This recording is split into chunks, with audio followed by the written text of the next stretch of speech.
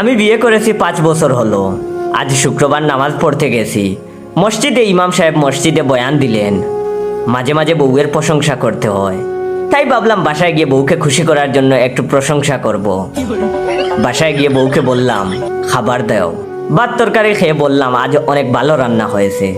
বউ তখন সাথে সাথে ভাত তরকারি আমার মাথার উপর দিয়ে বলল, 5 বছর আমি রান্না করে খাওয়াইলাম, কোনোদিন হা হু শুনলাম না।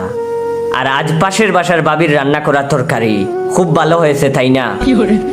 আমি তখন মনে মনে ভাবলাম, ইমাম সাহেব এইভাবে মাইটটা খাওয়াবে আমারে। No, no, no, no.